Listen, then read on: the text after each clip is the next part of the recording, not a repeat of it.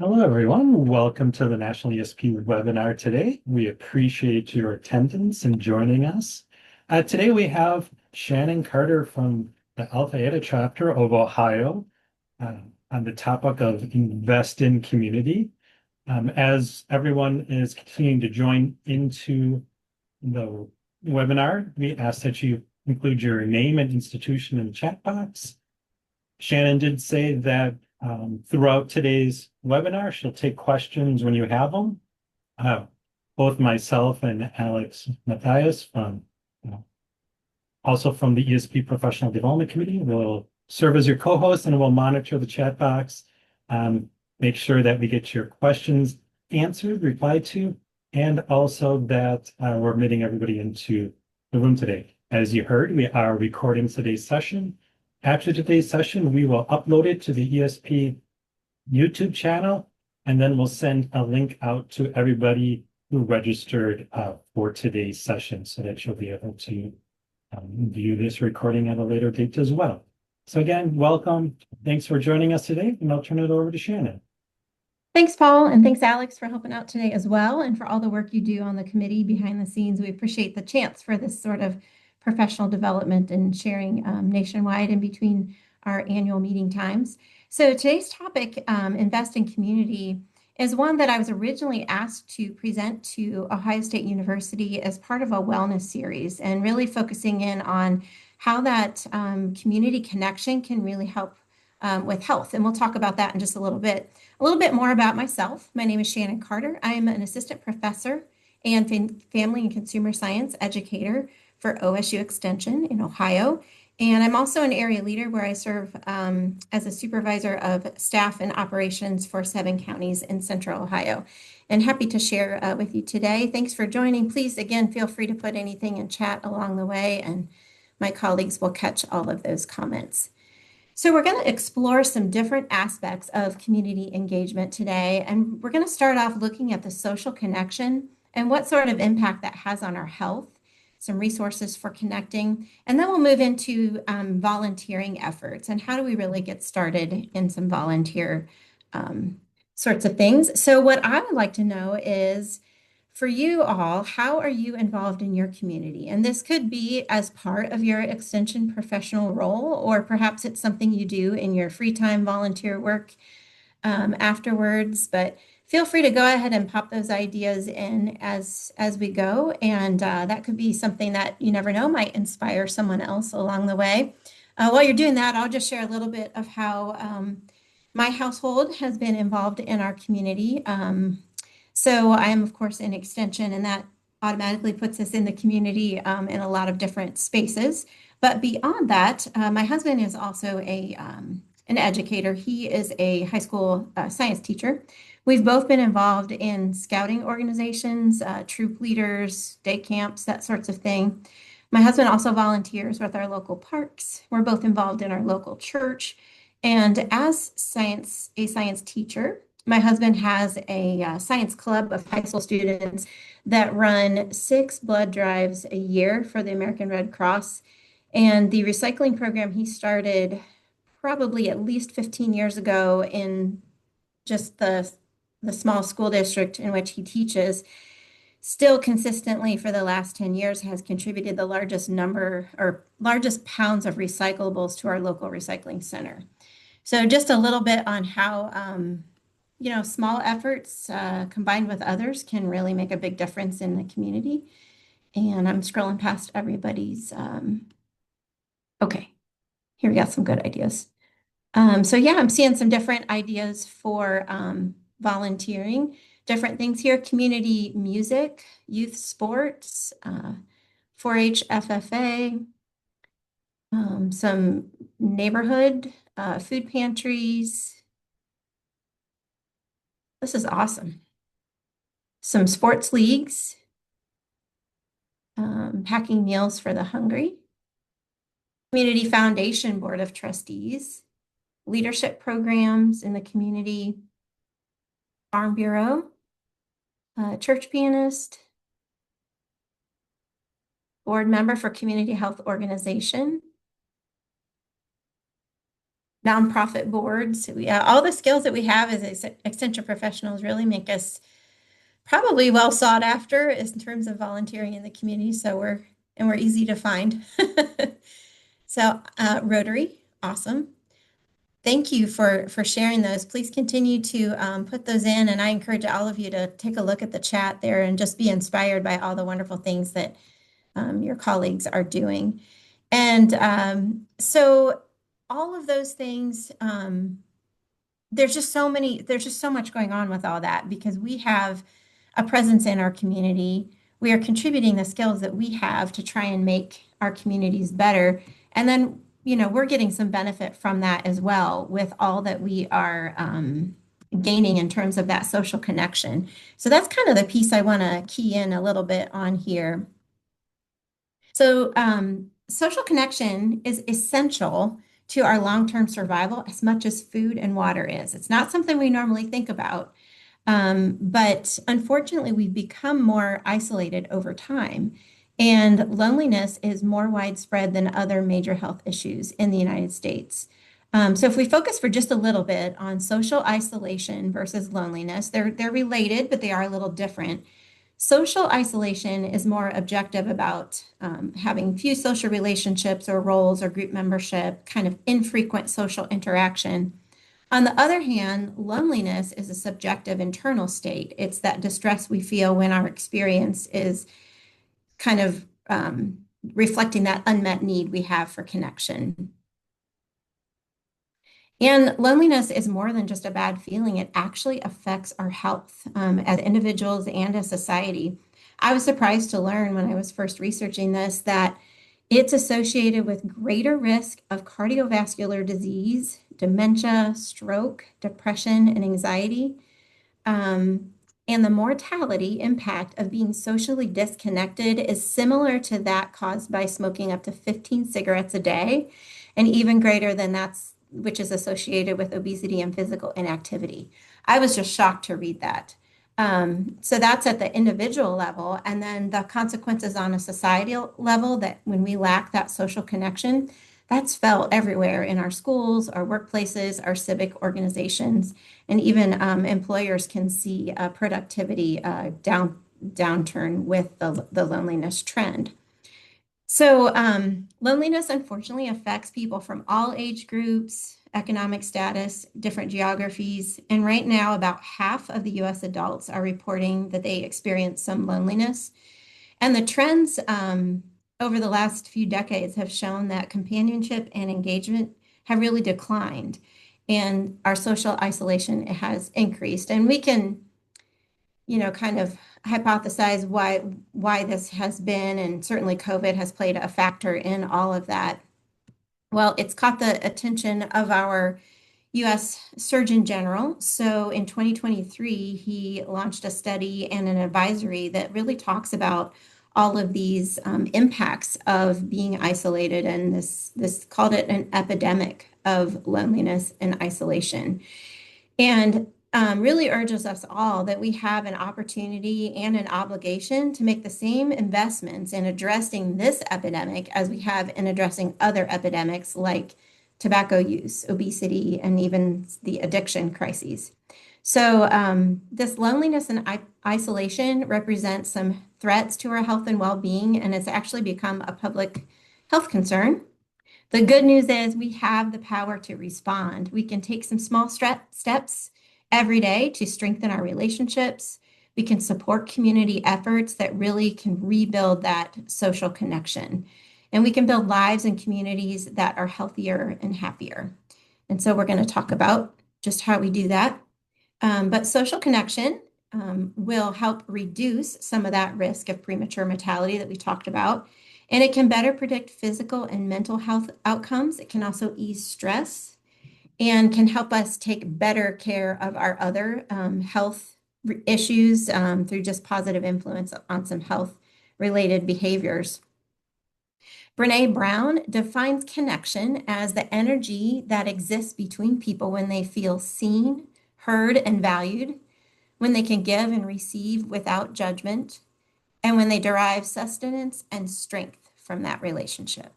So talking about connection. And that's on the individual level. When we look at connection on our society and communities, it really affects like population level health. These communities that are better connected are more resilient in the face of disaster situations. And they're also sometimes experience greater economic prosperity and reduced levels of crime and violence. So our connections with others, again, those can be felt in our neighborhoods, our schools, our workplaces. And it's really a critical and kind of underappreciated contributor to our societal health. So we're going to look at what we can do together on that. But it starts that we make these connections with each other, to our commitment to relationships and communities.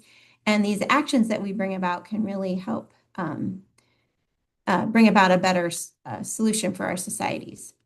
So, Alex, please interrupt if I've missed anything in chat, and we'll go back and catch any of those. Okay. Good so far. Yep. Okay, great. Thank you. So how can we support social connection? Well, we can make it a priority at work, at home, at school, and community. And we can do this ourselves as extension professionals in our own offices, taking time to connect with coworkers. When we are in spaces where we're teaching groups or interacting with other organizations in our communities, maybe we're in charge of creating the agenda for a meeting. Do you build in some time for networking? You could even add a maybe more structured activity for others to network a little bit, because there's always some in the community that may be new to their role or new to that community and less of a history with others, and would maybe appreciate that chance to get to know others in the group. We can also create a culture that fosters inclusion and belonging. We tried to do that in all of our extension programs, but this program today is really twofold. It's kind of reminding us what we know and already do as professionals, but also encouraging us to even share this out in other groups that we work with, and making the social connection a priority. So the advisory from the Surgeon General came with some great tips and things that we can use. One of those he calls the 5 for 5 Connection Challenge. And it's really a way to build and strengthen your own relationships and inspire others to incorporate connection in their lives. So the links and tools that I'll be sharing with you are available on a blog site where I have kind of compiled all of the links that I'll be mentioning today. So thank you, Alex, for popping that in the chat so we can share that out, and don't feel free to the need to write down any of these websites. But the idea behind the Surgeon General's 5 for 5 is that we pick 5 actions and 5 days in a row to connect with people. They have some ideas there listed at their site, but it might be just a simple action of your choice that can either express gratitude, offer support to someone, or even ask for help. Because it goes both ways when we're connecting with others. Sometimes we need to offer that support to others, and sometimes we need to be the receiver of that support. And then finally, you just reflect and share. Invite 3 friends to take that challenge. It's kind of a social media component there as well, if you'd like to include that part of it. And there's even some downloadable cards that you can use. And in Ohio State University, we have a wellness plan that has similar challenges as part of our health.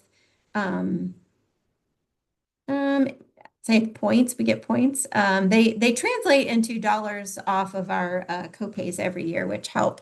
But it's also encouraging health behaviors. And so we have some connection challenges that have similar efforts from Ohio State University. Maybe you have something similar in your states with your university wellness. Another is the Random Acts of Kindness Foundation. It's a nonprofit with the mission of making kindness the norm. And research has shown that performing acts of kindness can have positive impact on our mental health, and we can reduce stress, anxiety, and depression. So there's all kinds of inspiring activities and quotes, and even little cards and things that you can print off here from this website, and some free resources, and sharing kindness through school, workplace, and community. So the background, my virtual background on today's Zoom is a Be Kind virtual background that our OSU University Wellness provided as just a kindness effort. They also have some, I think they call them kudos or shout outs, where you can log in and give a colleague and kind of tag them with something positive message to brighten their day. So similar idea. And again, hopefully your universities are doing something similar to that. This is an interesting social movement. It's called Because I Said I Would. And it started with a gentleman making a promise to his father, and it grew from there. He decided to take that to social media and offered to mail out some cards if people would write down their promises and send them to other people. It's kind of an accountability. But what they're trying to do is changing lives through character development and betterment of humanity through promises that are made and kept. Well, this started small, but years later, they have now shipped close to 14 million promise cards to 153 different countries in all 50 states in the US. And we had the founder speak at our annual extension conference in Ohio 2 years ago, and it was really, really neat what he had started. In fact, now he's working on a camp for youth and character development in Ohio, and purchased some grounds to be able to do that. So different examples of organizations and resources that are out there in terms of how we can really connect and make that social connection a priority. But then, today's webinar is called Investing in Community, but really it should be called Investing Yourself in Community, because that's what we're looking at, is how do we take the skills and the interests and the time and energy and resources, what we have, and how do we invest ourselves to make our communities better. Now, those of you who work with volunteers as part of your role, maybe you work with master gardeners or some sort of family consumer science volunteer or our 4-H volunteers. And so maybe you're looking at volunteer recruitment. And so you could share some of these strategies, trying to motivate others as well. But some of the top 10 reasons to volunteer: it's good for you. It provides physical and mental rewards, things like reducing stress. So our experts say that when we focus on someone else rather than ourselves, it interrupts our usual tension-producing patterns that kind of build that stress. So it kind of breaks that cycle. And it can make us healthier. Moods and emotions like optimism, joy, and control over our own fate, and can even strengthen our immune system. It saves resources, provides valuable community resources, so more money could be spent on other types of improvements. The estimated value of a volunteer's time currently is about $35 an hour. So that's pretty cool when we start to report and think about all of the ways volunteers help us in extension, how much of a monetary impact that is really. And then our volunteers gain professional experience. You can even test out a career, something that you might be interested in. It also brings people together. Usually when you're volunteering, you're often working together on a project, and you may be working with people that you have never met before or from very diverse backgrounds, but working toward that common goal can really help build some camaraderie and teamwork, and gets at that social connection that we've been talking about. It also promotes personal growth and self-esteem. So fostering things like empathy, self-efficacy. Again, we're thinking of others beyond ourselves, so it helps with that part of our own development. And then volunteering strengthens our community. We might be supporting families in things like daycare or elder care, improving schools, whether it's tutoring or literacy efforts, and then supporting youth, maybe mentoring or after-school programs. Or it could be even beautifying the community, like beach or park cleanups, recycling, and litter pickup. And you learn a lot in a volunteer role. You might learn things about yourself, maybe some hidden talents you didn't realize you had. You might learn about the government and how different pieces of our community work together. And then you can gain a knowledge of local resources also that are available to help solve community needs. And then finally, our top 3 reasons to volunteer. Number 3, you get a chance to give back. People like to support community resources that they use themselves, or maybe they're benefiting people that they care about. Maybe you have a loved one that's gone through something and you want to be able to give back to that organization that they benefited from. Number 2, volunteering encourages civic responsibility. Community service and volunteers are an investment in our community and everyone who lives in it. And the top reason, you get to make a difference and every person counts. It's pretty cool to think of all the ways that, if we look back at our list of all the ways just the folks here on this webinar today have invested themselves in their communities, think of the difference they're making. And again, much of this is beyond our role as extension professionals. So bringing this more on a personal level, maybe it's been a while since you've volunteered or are thinking of maybe some different things that you could do, but really think about what you truly love to do. That can help you find purpose, but considering what types of skills, talents, passions that you bring to the table, and then brainstorm how you could turn that passion into something meaningful to you and your committee. Some of the coolest nonprofits and movements had started with just someone's personal passion, and it got, some energy and attention behind it.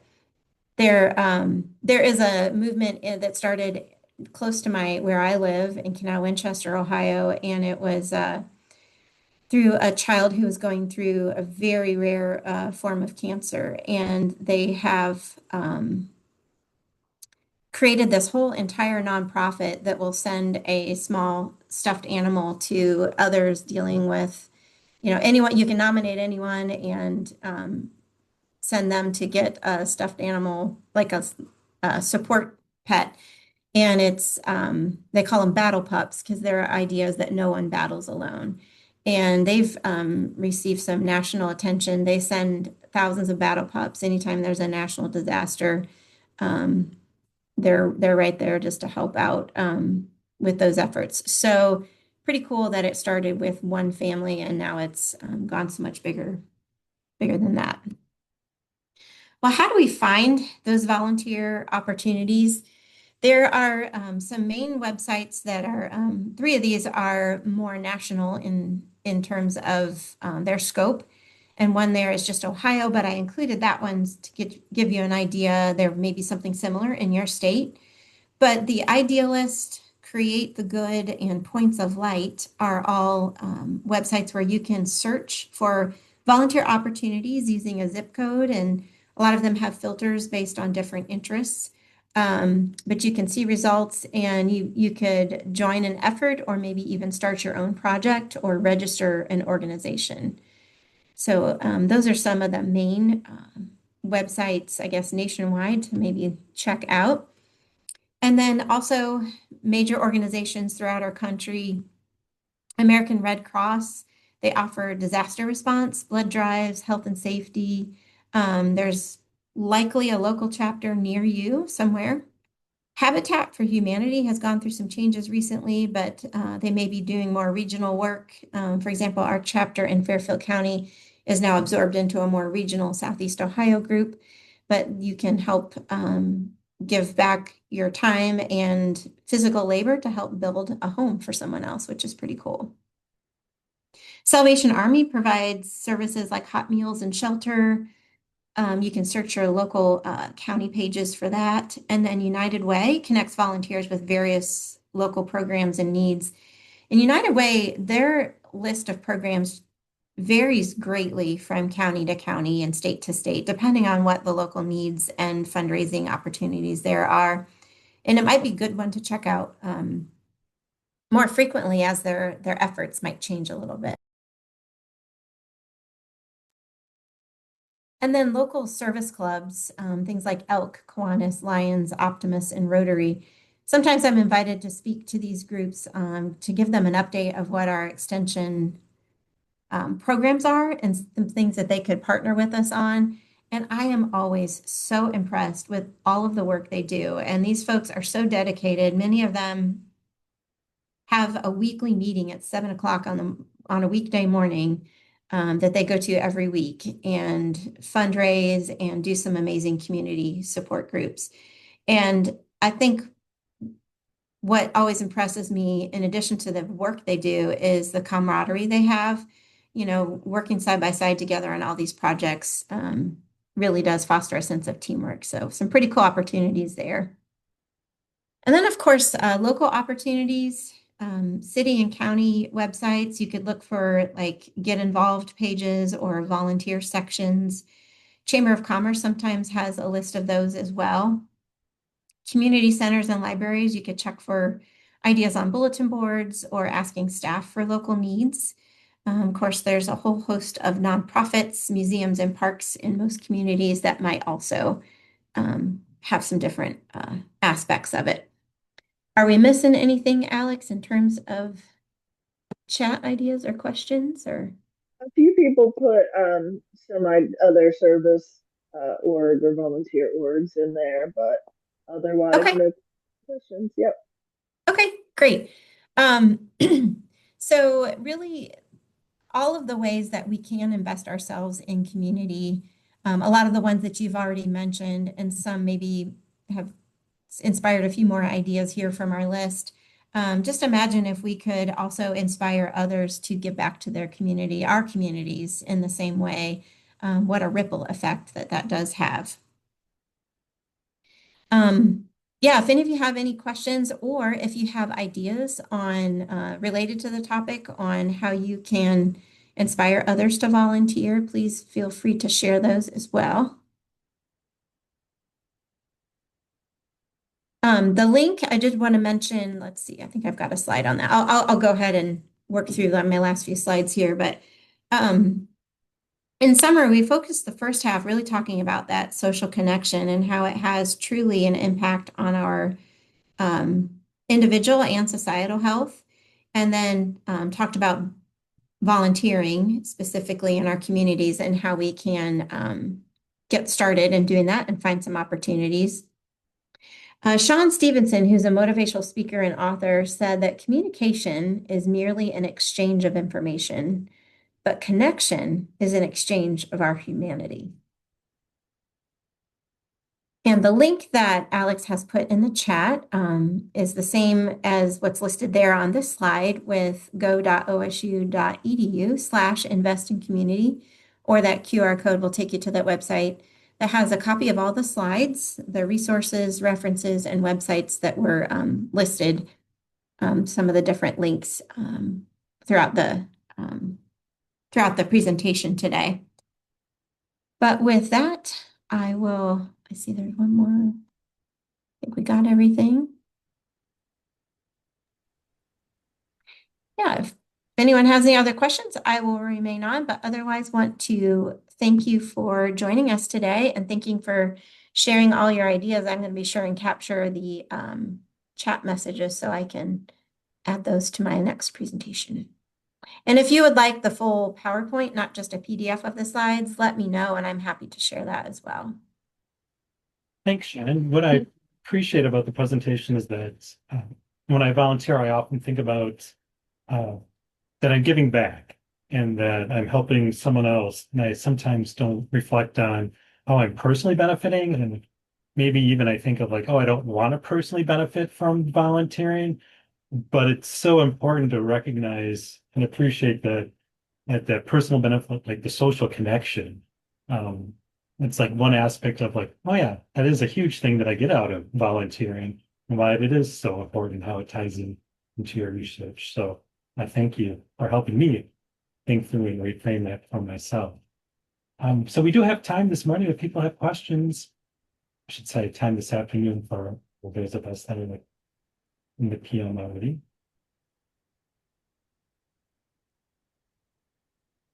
Okay, hearing none. I do want to share a couple of reminders. One, our next webinar is February 9th, and the topic is Knowing Your Audience, Enhancing Cultural Competency for Effective Engagement.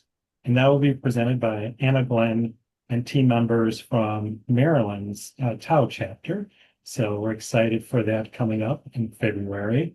Another announcement is that this month in January, we'll be sending out the RFP for the national conference. So if you're interested in presenting at the national conference, which will be in Springfield, Illinois, October 12th through the 15th, keep an eye out for that RFP. It'll be coming out in the next couple of weeks here and sent out to membership.